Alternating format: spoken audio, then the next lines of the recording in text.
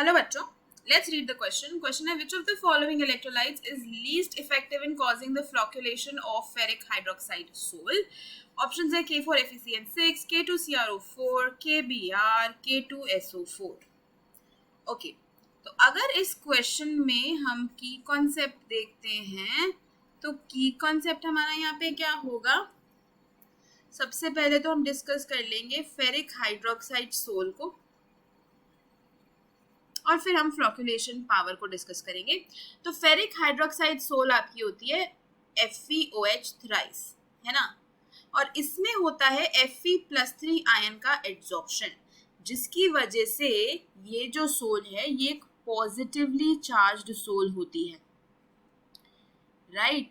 ये एक positively charged soul होती है क्योंकि यहाँ पे Fe+3 आयन का एड्सॉर्प्शन हो जाता है FeOH थ्राइस पे। तो अगर ये आपका FeOH थ्राइस का पार्टिकल है, राइट, सपोज ये आपकी FeOH थ्राइस सोल पार्टिकल्स हैं, तो इस पे Fe+3 आयन अक्यूमुलेट हो जाता है, इसके ऊपर आकर Fe+3 आयन एड्सॉर्ब हो जाता है या एक्यूमुलेट हो जाता है, जिसकी वजह से पॉजिटिव चार्ज इसके ऊपर आता है और ये पॉजिटिवली चार्ज्ड सोल कहलाता है।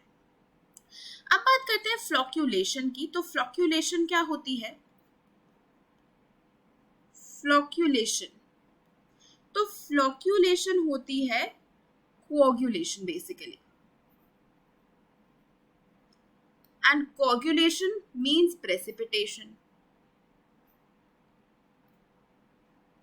मतलब जब आप एक कोलॉइडल सॉल्यूशन में कोई इलेक्ट्रोलाइट डालते हो वो उसको प्रेसिपिटेट करता है। तो अगर इलेक्ट्रोलाइट डालने से कोलॉइडल सॉल्यूशन प्रेसिपिटेट होता है तो उस मेथड को हम क्या बोलते हैं? कोआगुलेशन बोलते हैं या फ्लॉक्यूलेशन बोलते हैं। तो अब ये जो कोआगुलेशन या फ्लॉक्यूलेशन होता है ये डिपेंड करता है कोआगुलेटिंग पावर पे, है ना। ये किस पे डिपेंड करता है? कोआगुलेटिंग पावर पे, जो किसकी होती है? किसी आयन की होती है। तो हमारे पास एक रूल है जो कि है हार्डी-स्कूल्स रूल।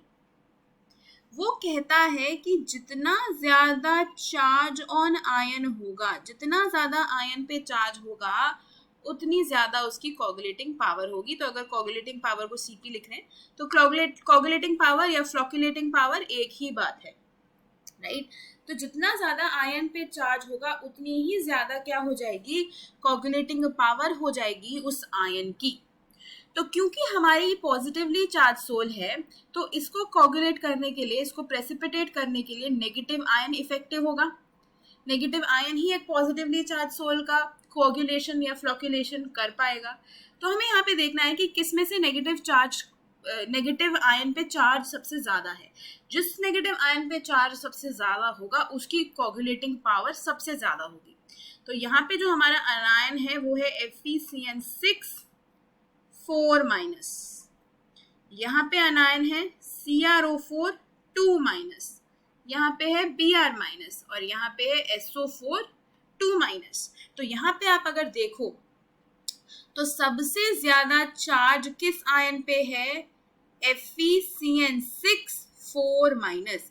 इस पे 4- का चार्ज है, जबकि इस पे 2-, 1- और 2- ही है।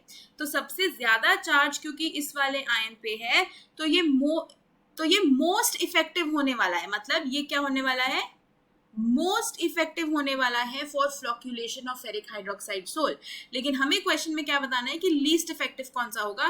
तो लीस्ट इफेक्टिव होगा जिसका चार्ज सबसे कम है ना। तो जिसका चार्ज ज्यादा है इसकी कोआगुलेटिंग पावर ज्यादा होगी। लेकिन अगर Br- की बात करें तो Br- की हो जाएगी लीस्ट, क्योंकि उसका चार्ज सबसे कम है। तो अगर चार्ज सबसे कम होगा तो कोआगुलेटिंग पावर भी सबसे कम होगी, है ना। तो हमें लीस्ट बताना था। तो इस क्वेश्चन का जो हम आंसर देंगे वो हम देंगे एज ऑप्शन सी, क्योंकि इस पे चार्ज सबसे कम है तो ये लीस्ट इफेक्टिव होने वाला है फॉर फ्लॉक्यूलेशन। तो ऑप्शन सी ही हमारा करेक्ट आंसर हो जाएगा। Hope you understood it well. Best of luck.